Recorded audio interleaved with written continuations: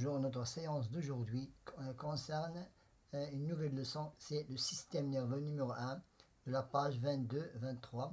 Nous étudierons la tranche de la sensibilité consciente et la motricité volontaire, toujours dans le même manuel, la classe des sciences, la classe de la 6e année. Prenons la page 22. Donc pour la page 22, le système nerveux. Nous observons maintenant, et nous interrogeons. L'homme est un organisme biologique doté d'un système nerveux et en particulier d'un cerveau qui joue un rôle de communication au sein de l'organisme. Je formule ma question d'investigation. Quels sont les constituants du système nerveux et quels sont les organes responsables de la sensibilité consciente et du mouvement volontaire? Nous répondrons à ces deux questions par la suite. Je formule mon hypothèse. Donc, les constituants du système nerveux, l'encéphale, moelle épinière et les nerfs. Et pour la deuxième question, les organes responsables de la sensibilité consciente sont les organes du sens et les muscles. Les organes du sens sont la peau, l'œil, le nez, la langue et les oreilles. Maintenant, je participe à l'investigation. J'observe le schéma ci-dessous et je discute, puis je réalise l'activité. Donc, nous avons ici le cerveau, le cervelet qui est en bas, la moelle épinière qui est couverte des vertèbres de la colonne vertébrale et les nerfs qui sont distribués dans tout le corps. Et ici, que vous voyez ici, il est au-dessus du cervelet qui s'appelle le bulbe rachidien. Le bulbe rachidien. Maintenant, d'après ce schéma, nous répondons à la question numéro 1. J'extrais du schéma les constituants du système nerveux. Le cerveau, le cervelet, la moelle épinière et les nerfs et le bulbe rachidien. Pour la deuxième question, j'identifie les organes centraux. Numéro 1, je les identifie par numéro 1. Les organes centraux sont l'encéphale et la moelle épinière. Et pour les organes périphériques qui sont secondaires, sont les nerfs. Hiba a touché le pelage du chat et l'a trouvé très doux. Il a utilisé la peau.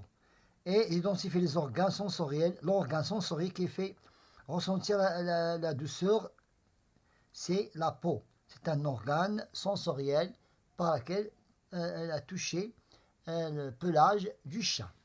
Maintenant, je déduis la nature de cette sensation perçue. Ça s'appelle la sensibilité consciente. C'est la sensibilité consciente. Maintenant, cet enfant, nous avons ici, voilà, un enfant. Cet enfant cueille une pomme d'un pommier. Son système nerveux a permis la communication entre les organes de son corps. Donc cet enfant a cueilli une pomme. Son système nerveux a permis la communication entre les organes de son corps. D'après le mouvement volontaire qui a déclenché par un stimulus visuel, donc il a utilisé, je cite par ordre, les organes impliqués dans le comportement de cueillir une pomme. Donc en voyant la pomme, donc il a utilisé les yeux. Et les yeux sont la vue, la perception de la pomme est se diriger vers le cerveau, donc le cerveau, et par le moyen des nerfs, et pour qu'il puisse cueillir la pomme, il a utilisé ce moyen de message, donc pour envoyer le message par le moyen des nerfs, et le bras, il a pris cette pomme à l'aide du muscle. Je nomme le mouvement que l'enfant a fait, c'est un mouvement volontaire. Maintenant, je complète et je conclue. Le système nerveux comprend un cerveau, un cervelet, un bulbe rachidien, une moelle épinière et des nerfs. L'homme possède 5 organes de sens. Voilà, petit a, 5 organes de sens. Nous devons, voilà, les organes de sens sont la peau, l'œil, l'oreille, la langue et le nez.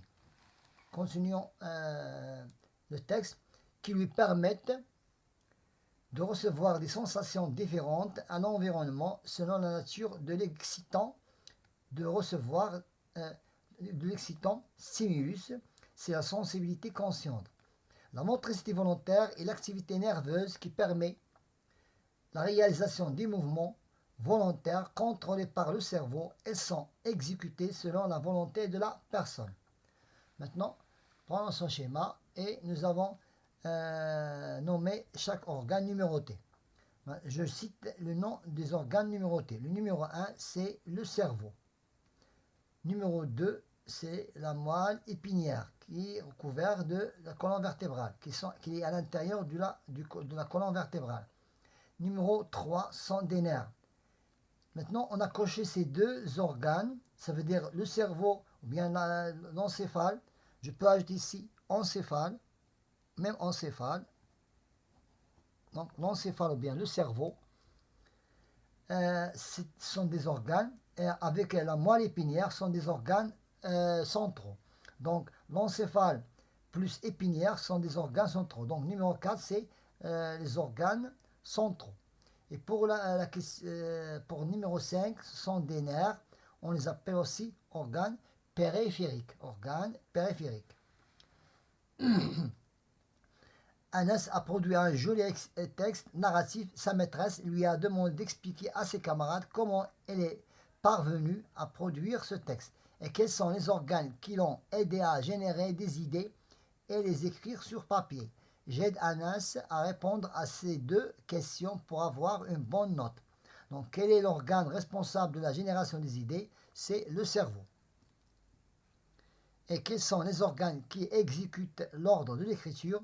L'œil qui vit le texte, ou bien qui est par le moyen des nerfs, c'est le cerveau qui contrôle nos mouvements et fait revenir